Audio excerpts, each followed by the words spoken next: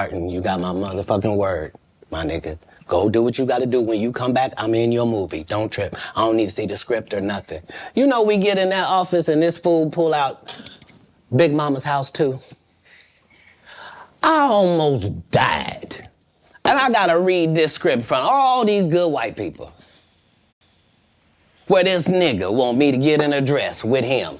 And I'm literally saying to everybody, why is he in a dress again? You already played the old lady as an FBI agent. We can play anything now. We can be playing a dog catcher this time. Why do we need to be in a dress? And I get so mad, I say, you don't want me. You want Brandon T. Jackson. And that's who they went and got. Twice I said it, they went and got him. Just like I'm telling you, I had that other dude's work. I had all of it. All I did was say, I want to punch it up so it's not offensive to real niggas. And that's how I got in this position. I sure hope I have Club Shay Shay after this air. It's gonna be in a dimension it's never been. Yeah, it's gonna be. The greatest thing floating in 2024. Mark the words. No way. In a whole different realm of business. Oprah coming next.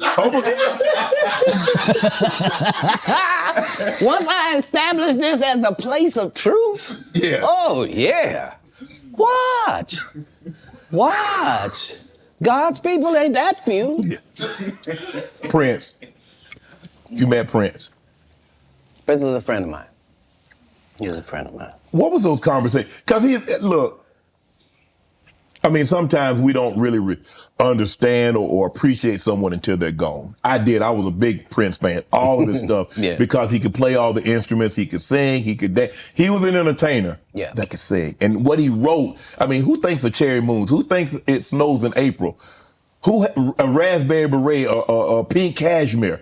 The Purple Rain, the things that he wrote about. Well, like, bro, who mind goes there? Yeah, he was unlike anybody in the world. He was just an amazing individual. I was able to meet him when I was 12, and I knew him my entire life through all of his changes. I was able to assist him many times. If you go look at Prince's car collection, you'll see that Prince don't have not one car Cat Williams ain't got. He got the Prowler from Friday After Next in there. He got the same Bentley as me, because we share certain things. Our connection was lyrics, musical lyrics, women, and cars. And those are the areas where he trusted my opinion on things. And that's where I got to be helpful in his life. And he was helpful in mine in really all different types of ways, especially about the business, as far as being a black man that was rich in this business at 18 years old, had already did his first $1 million contract, had already broken records, was determined that he didn't want to be like anybody else, was so great of a guitar player that black people just stopped caring about guitar, and he got left out on a limb and somehow still had to create his way out of that. He was just really a one in a billion type person. I was lucky to know him. Now, there are specials and the streaming. I don't know. I don't think there's as many, and there's no DVDs now. So where are you on this streaming, the specials? I mean, obviously you still tour, but how much do you focus on? Okay, I'm gonna tour, say 100 days or 150 days, but I'm gonna do a special. Well, now that our relationship with Netflix is at the 8-figure mark, 8? You said 8? How often you want to make them? Oh, you said 8? I mean, like right. 5, 6, 7, 8? Got to be 10 million to qualify, yeah. So what I'm saying is, once you're at that level, how many would you do? I'd be willing to bet you say, every time you turn around, I'm gonna be doing another one. Hey. I think that's what you would say if you was any good. Yeah. And like I said, with 12 comedy specials, why do I need to be in these conversations with these specialist people? Sid ain't got no specials you remember. Steve ain't got no specials you remember. Ricky ain't got no specials you remember. Faison ain't got no. What? So why do y'all Quake get did a special. Yep, it was 20 minutes long. It was good too, though. It was. He's good. Not it was good. He's Yeah, good. see, Quake my He's guy. good. Don't think because I said something derogatory that I don't know how to hate. Earthquake has consistently. I don't think anybody's ever said Quake wasn't funny. He probably never been booed. Yeah. I don't think. I don't think he's ever given a bad performance in Nathaniel, his my life. dog. But his just due was overdue. He was in a whole different situation. Yeah. Because he wasn't able to translate the stand-up to the movie thing, TV. he took a hit. Most people don't take a hit. They're just judged on their stand-up. Right. So yeah, no. I even though it sounds like there's a lot of people that's not the case. I'm a proponent of all of us who are in this business working hard trying to make it. When you got into stand-up, was crossing over, was doing TV, was doing movie, was that a part of it? You like, okay, I'm doing stand-up. Okay, the next progression is TV movies. Throughout the history of stand-up, sir. That's the goal for all of us. That's how it goes. That's why when you hear these dudes talking about, oh, I didn't want to be a movie star, you just know it's disingenuous. Like, what are you talking about, dude? Yeah, oh, no, I just wanted to do a game show. Right. What? Are you sure? Are you sure? Because I thought you did Mark Curry's show over after he had just done hanging with Mr. Cooper. Why would you do all of that man's stuff that he did on his show on yours and then do the dude's stand-up when you go on the road? And then you never put Mark Curry on your show or nothing. Like, if you don't say anything, these dudes will run over you. I don't know if you know how bullies operate. I but do. If you don't stand up for yourself, there really is nothing they won't do. Right. You're a very generous man, Katt. You're the sole sponsor of Melba Moore getting a star on the Hollywood Walk of Fame. You did all that on your own. Why? Do you have a personal relationship with Melba? No. I understood that she was a black woman in a time where it mattered what you look like, and they had a certain thing that they needed you to look like and act like in order to be successful. Right. And she just never did that. She wasn't tall enough. She wasn't fine. They didn't like her looks. They didn't like that her hair was natural. They talked crazy about her, and yet she still made all of these achievements. And I'm like, understand, I'm already in the Comedy Hall of Fame. I'm already going to heaven no matter what happens. If it ends in a second, I'm up there. So it gives me the leeway to do some things that are simply because it's the right thing to do. So the truth of the matter is, they wanted to give me a star. But please don't consider me and this person been sitting on this list this whole time.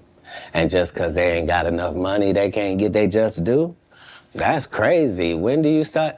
That's hurtful. What if somebody can't afford their flowers? You mean they don't get them? No, God don't operate like that. He would send a dummy like me to come and take care of that. Just so that the right thing happens. That's how the universe works. But because remember, what am I spending my money on? I'm not spending my money on strippers. I ain't spending them on drugs. Why not? Like, Stripper what? bar. Because if I go in a strip club, I'm only trying to get her out of there. Yeah. I have no intention of her or any other people being in this position. If I see a girl I like at the strip club, I'm telling her, you know, you don't have to strip no more after this. This could be your last day. How about that? Ooh. What would it be like just to leave it all? You ain't gotta be a hoe no more. I don't even want you to go get your purse.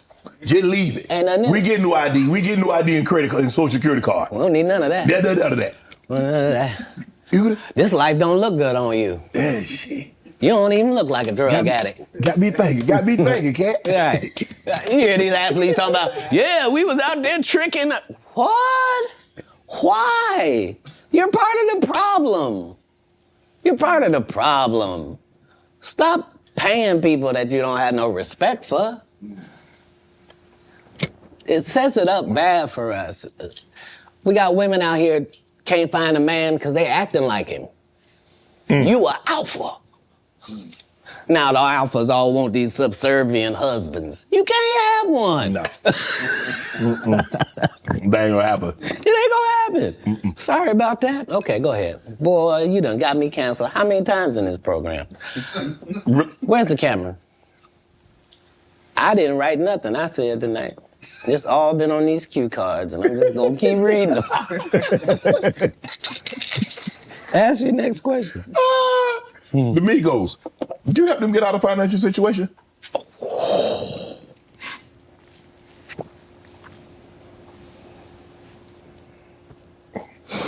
I don't think we ever, as a nation, can remember a time that the Migos were financially unsuccessful. So for the record, I would assume that they've never needed Katt Williams' financial assistance for anything. I'm sure that between QC, the label, and other things, they were taken care of. On the other hand, if I was given the opportunity to help them, would I? Of course I would. That's what I do. I'm a pro-black non-racist. Like, I really, really love black people, but I don't love them more than other people. I love everybody. I'm a black guy, and I try to stick with that. But yeah, I'm not one of those pillow talkers either. Like when I do something good, I'm really not doing it for the gram. It's not for any of that. I'm just doing it because it's good to do. I appreciate that. I don't know if this is true, but I did read that comedians on your show say that women sometimes would bring them money and not say where it came from. Say that again? Comedians would say women would bring them money and not say where it came from. Right. So I'm not a feminist like a feminist would be, but I do believe that that in my camp, like if I had 35 people in my camp, right? I believe that other than 4 jobs, I believe that a woman is better at any of them jobs than any man could be. Okay. So 10 of these jobs, no man can work because I'd rather a female be there. If I gotta smell anybody's breath, I want it to be hers. I don't want none of you crusty. So what I'm saying is, if in a staffing issue, I'm gonna have 75% women just because I prefer them. Right. I don't prefer to hear 2 guys talking in the corner. I prefer to hear 2 ladies talking in the corner. I don't care what they're talking about. I just prefer that. So a lot of times I will utilize ladies to convey a message. If a comedian is doing a great job somewhere in the country, he just did a masterful set and nobody's gonna pay him. They just clapping. And I know he's broke as shit back there. Wouldn't it be nice if somebody just showed up and gave him a little blessing? And he didn't have to suck me off for it and thanks, Katt, and boy, I really needed it. Why would you do that? If you was actually just trying to help people, you would. People know that's how I pay my tithes. If I got paid $100,000 to be at your city, I'm gonna take 10,000 of that and put it in your homeless area. Not because I got to. Because you gave me 100 racks to come to your little rinky-dink town. Who would I be to not pay my tithes back to your town? That's how I got in this position. Wow. You adopted 7 kids. Why? That's a lot of kids for a man that's as busy as you are, travels as much as you do, on the road as much as you are, spend a lot of time, because you have to spend a lot. I mean, it's not easy. I mean, maybe it comes so natural to you to put pen to paper and to write things down and be able to go out there and perform a set, but that's a lot of responsibility, Katt. Right. Right. But if there was a God, what would he think about you if you did that? I'm saying let's say, for example, Okay. that God is real. Yes. Okay. And let's say he be looking at what you do. Yes. What would he say if you did that? He said that cat. That's a very kind gesture. That's very generous No. of you. My whole life, since I was telling you when I was young and they was asking me what I wanted to be, and nothing I wanted to be was what I wanted to be, God's friend. That's a weird thing if you're an atheist. If you're an atheist, I didn't even say nothing.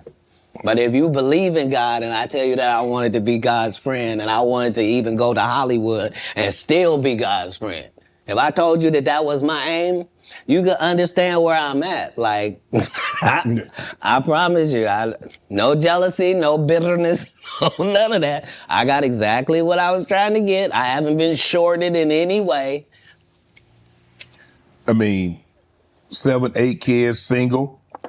You gonna get married? You remember the conversation where it was me? Yes. And I didn't know what was going to happen to my 2 little brothers and Yes. they was just going to be out there? Yes. So when it come full circle and I'm one of the richest men that ever lived. And I don't mean, please don't look at my net worth. I saw my net worth. I had that on me.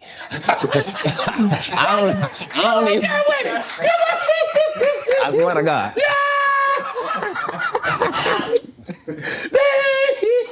What I'm saying is, like, I'm saying my net worth is less than my last Netflix deal. You understand what I'm telling you? Make it make sense. But I'm fine. Jesus was poor. Jesus ain't had nothing. So why don't we be mad you say I don't have nothing? They had the amenities they had back then, okay? Say it again? We got different amenities now. Not more than gold. Gold was the amenity of that time. We still got gold. Gold still run it. They have no Rolls Royce. They got you can buy an ass. That's what they call it in the biblical time. They were cheap. I'm saying if you really want to say, I'm saying a Cullinan is cheap. So back in the day, I would get my girl a donkey. Today we get her a Cullinan. But I'm saying whatever it is, I'm saying we. I'm saying because what we gonna do? I done already told you I'm one of the richest people that ever lived. Yes. Only in the fact that when I wake up in the morning, no matter where I am, I don't need nothing. Whatever I need is right around me, and whatever I don't have, it's only just because I don't have it. It's not because I can't get it. All I got to do is want it, and it belongs to me. So because of that, because I'm favored by God, like when I see people's wives and stuff, I don't even look at them. You know what I mean? Like I don't want to look at nothing I don't want to have. Because I know how blessed I am. If I look at it, I got it. Yeah. That's how Diddy be feeling. Now, come on, man.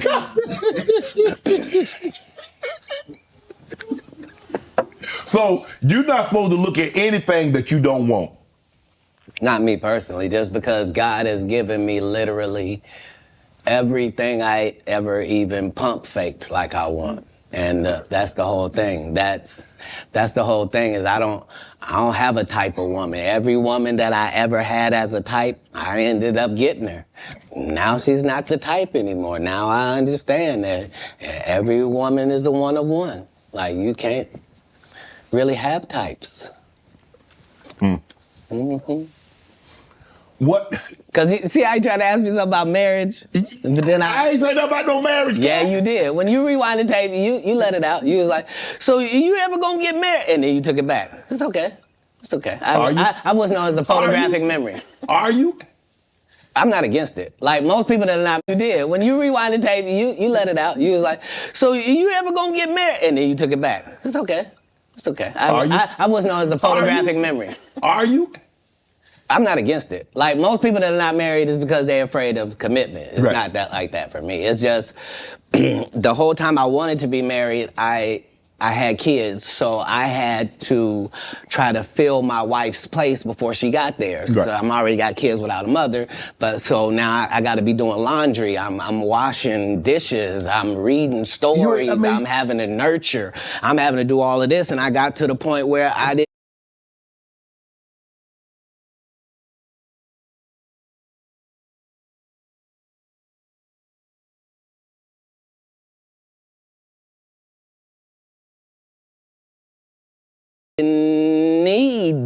wife, I'm doing it and we're doing it, and I'm not replacing a woman in their lives. I'm letting them see that that's just the only thing that we don't have. And it was easier for me to do that because you have to understand that all of the kids I'm raising at this point, they have fathers. You see? They have a mother. You see? I'm a different person. I'm raising you. And so that needs to be done with the other respect for the others that put work in as well. So yeah, I never had a problem getting married. What's one of the one things you try to teach your kids? I don't teach anybody anything that's over 18. I've done the work I was going to do. But as kids, I really just tried to teach the things that can't be bought, your integrity, trying to live your life in a way that you yourself could be proud of if you had to look back on it. And I didn't do very good at leading by example, but behind the scenes, that's never what I was pushing. They understood that because of my stance, there was a certain thing that would come my way. And so accountability and responsibility is part of what you're teaching, is that, you know, even if you're doing the greatest thing in the world, there's this thing called no good deed goes unpunished. Like, there's a real Murphy's Law. Like, basically, in raising kids, you're just trying to give them a better manual and an outline of how life works than your parents gave you, you know? And so that's how I did it. How do you avoid toxic women? Give me. I mean, because obviously, you know, you like women. I do, and I probably like toxic ones more than anybody. That's because I ask you this. No, hold on, because toxic women are exciting, and that's just a fact. Part of toxicity is exciting. I'd rather skydive with her. But if you have toxic women, just understand that all monsters are feeding off of something. And if you find out what this toxic woman is feeding off of, you can just begin to turn off her feeding points. And it drives a toxic person crazy, and they'll get away from you.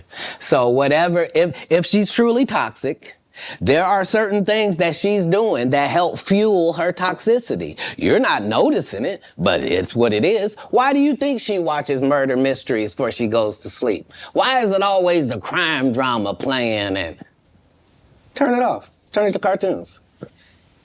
Make it...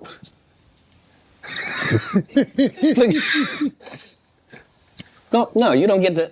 What's she listening to? You can't be listening to Sexy Red. You're broke.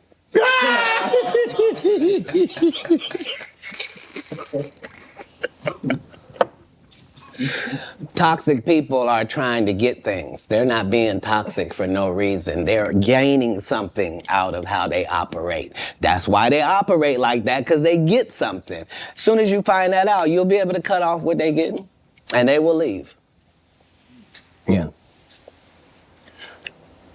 You were married once. Never. You weren't married? Never in life. So would you have a cohabitation agreement? Never. How? How could I be a single parent and be married? You know, there are people that like were married and then they get divorced and then they become single parents. That's how that works. Yeah, but a person who's never been married means he's never been married. Okay. I'm gonna take your word for it. Why would you need to take my word for it? Hold on. If I had been married, wouldn't have somebody have said who she was? No. It might have been a long time ago. Nope. I've never not been famous, sir. I just worked the story out to you. I don't have no hidden mysteries in my life. That was Jesus. I don't have no periods in my life where it's unaccounted for. No. That person that said that was a liar. I got a case right now in LA. This lady saying she was my assistant for 14 years, and I heard her or something like that. Never worked for me, not a day in my life. Liars lie because they want to. But people always say, why would they lie? No, there are Several women have said they was married to me. It's just when it went to court, they had to say, I was married to him spiritually. You shut up. How you gonna be married to me? My kids don't know you. Answer me that.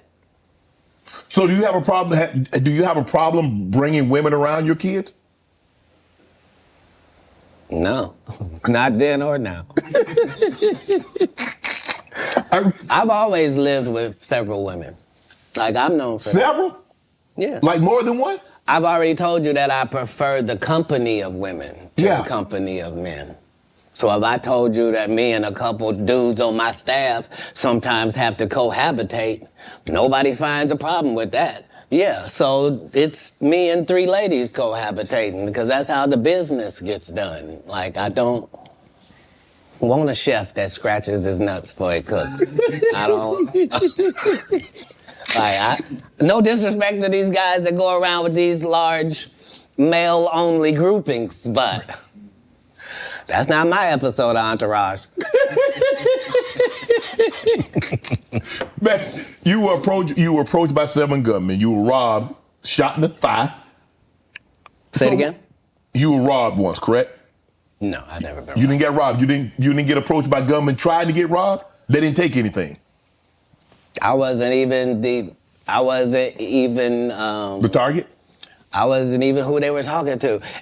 And not because I say that. Because if you look at what time period it is, I'm not even making $5,000 a year. So robbing me wasn't the answer. This is before Oklahoma. You talking about a terrible condition. They'd have been disappointed thinking they'd get something off of you, huh? If they'd have robbed you. Look, in 3 cities, it's legendary that Cat Williams would walk down our streets with his baby in a baby stroller, with a diaper bag, with a gun in a diaper bag. The only thing I need is a pass. Don't mess with me and just let me go about my business. I'm living in Inglewood, Compton. I'm living in Manchester and Western. I'm in LA, the gang capital of the world, but never robbed. Because why? I'm not pretending to be something I'm not. You think I'm a Blood. You think I'm a Crip. I'm from Ohio. I'm a comedian. I'm a father. Right. I'm trying to do something out here. And not only do I not judge what you're doing, I'm not trying to be involved. Right. That's the difference. That's where the respect comes from. You're touring right now, the Dark Matter tour. Yeah. Filming next Netflix special. In May. May. Yep, next Netflix special. At U2 Theater in Inglewood. I'm about to catch that. I thought you might say that. I will catch that one. Right, because it's a homecoming for me. Because I lived on Hazel, so I gotta catch people that. know I lived in the heart of Inglewood. They saw me walk down Market Street with the babies I'm raising. Like, they understood that. No, I was really not pretend. Oh, he want to be from the hood. No, I'm living there on the street. What's your favorite city to tour in? The next one, sir. Yeah, that's the real beauty of travel. Right. That's why most people don't have the empathy and the sympathy that they need to have for other people. It's because they haven't seen other people. Right. Like, if you went to Ireland and you saw what them people was like, and you went to Sweden and saw what them people was like, if you really went to Africa and you really saw what the people was like, you went to Haiti, you went to Puerto Rico, if you really traveled across the country, you would see that all people is the same. It's way more people that's good than the fucked up individuals you're seeing.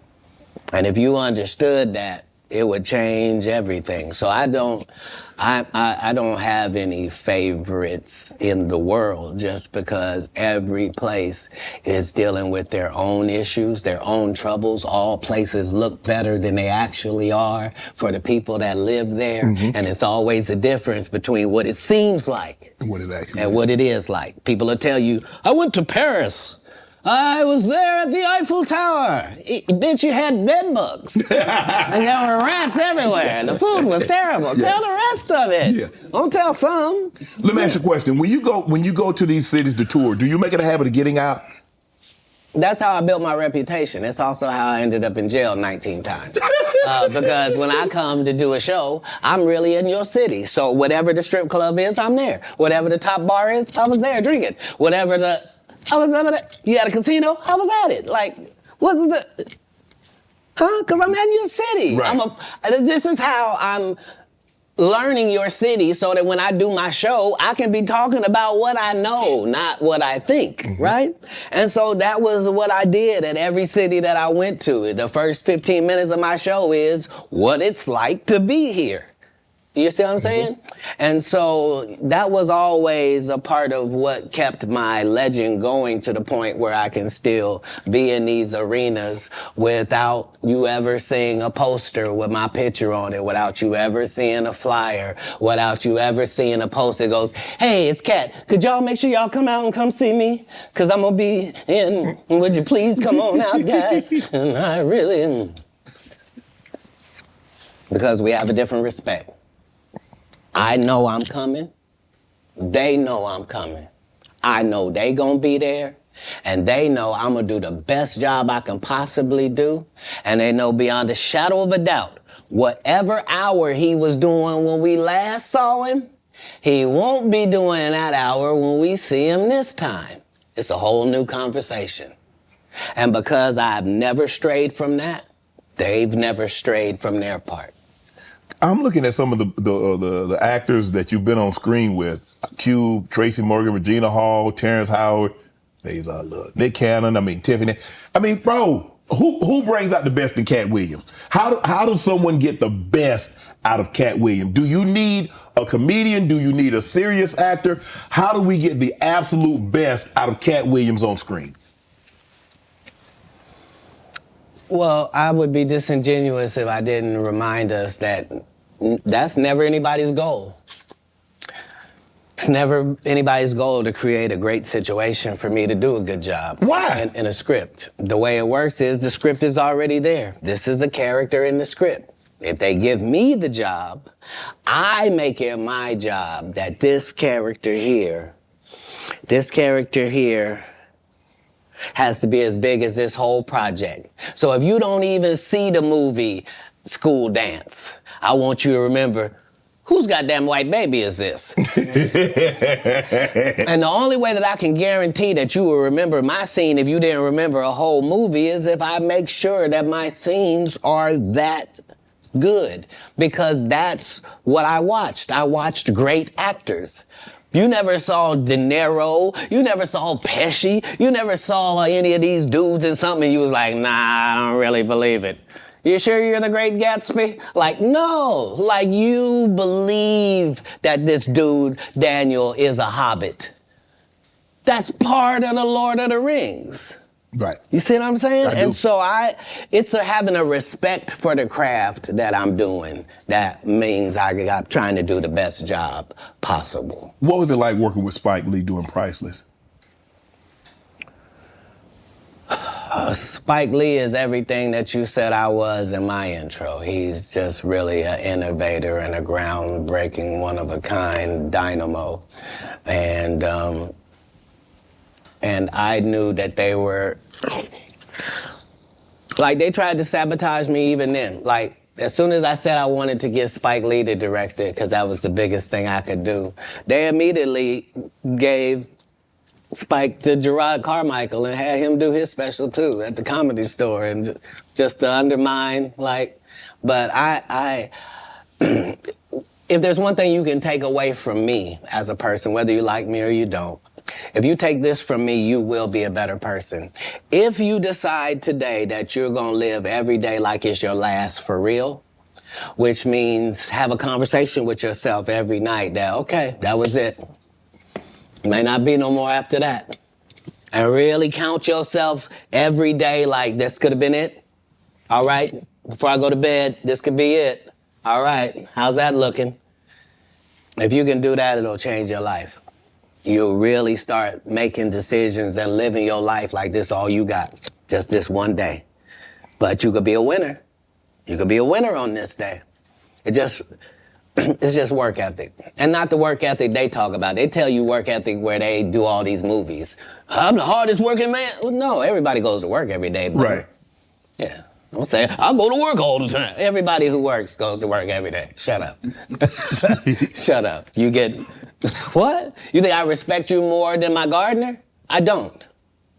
I don't. He work every day. Rain or shine. I don't know if you saw this, but Taraji P. Henson got extremely emotional the other day. She was giving an interview. Yes. And saying that they're vastly underpaid. And say the math is not mathing. They get X amount of dollars by the time Uncle Sam get his cut, by the time the agency get their cut, and what you see they were supposed to get is a fraction of that. Where do you come down on that, Katt? It was the saddest thing ever, because imagine being in your genre, in your sub-niche. Their cut, and what you see they were supposed to get is a fraction of that. Where do you come down on that, Katt? It was the saddest thing ever, because imagine being in your genre, in your sub-niche, whatever it is. Imagine being in your lane. Imagine being one of the very top of your lane. That to the point where if they don't take you for the role, there's not 3 black actresses that they can say are bigger than you that we're gonna give this to. Imagine you being at that point and have to humble yourself and say, they're not paying me, y'all. And they not making my pay go up because I'm doing better or nothing. It don't matter to them that I'm famous and people know me or nothing. They want to pay me exactly what they paying the new girl. And I've been suffering under it for a decade now and just taking it. I just been getting whooped. But I just got to come say, this is wrong. We should be ashamed. But this is a country where we don't pay the teachers, and then we say the kids is the most important thing. You can't have both of them. If you do that, we're going to end up with a generation that can't read. Guess what? Generation Z and A can't read. Why? Because who was giving them a book? We gave them an iPad or a phone, and now the letters don't mean there's no cursive writing. Right. Sorry about that.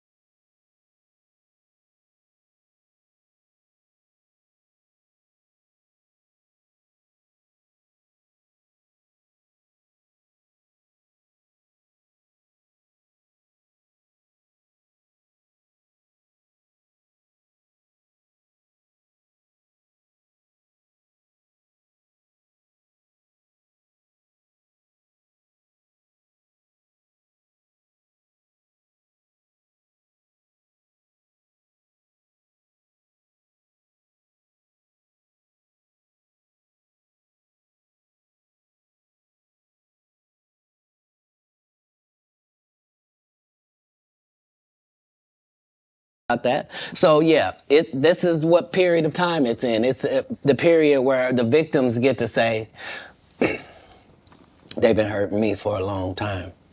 And I just ain't said nothing because I was trying to be strong and I didn't want to shame anybody. When our people call out for help, we got to understand. You know what I mean? Like we put too much pressure on Tyler Perry. Mm-hmm. You know what I mean? He ain't put nobody on. The people that been in his productions, they not famous. All of them can walk through the mall without security. Be what you gonna be, but put your people on. If you a gay person and you in there, put some other gay people on. Put somebody on. Or don't be wondering why people keep saying gatekeepers.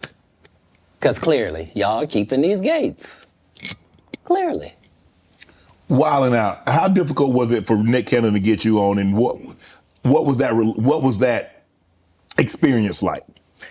I've known Nick Cannon since he was a teenager. He had to have his he in the comedy club, if you're underage, you can't be in the regular club. You had to be in the kitchen. Right. So I was the master of the kitchen every comedy place because I got a child, and my child is back here in this place while I go on stage. Right. So I've known Nick Cannon since he was 14. Nick Cannon has never called and asked me to do one single thing, and I turned him down because I've known him since he was a young black child in Hollywood. Wow. So what I did in Wildin' Out was to be his protector and to be his voice with hip hop. So the whole thing was the thing that he was trying to do had never been done before. You can't bring 6 comics in and let 6 comics talk shit about 6 rappers because the 6 rappers will beat the 6 comics' ass. Right. You would have to have a comic that could actually stand in between and go, look, we comics, we gonna say what we gonna say, y'all gonna take it and understand it's a joke. If you want to fight, we fight before the show. So you can go out there with your black eye. But we're not going to do it comedically. This is what needed to take place in order for it to be successful, which is why it had already aired and didn't. This is what needed to take place in order for it to be successful, which is why it had already aired and didn't work.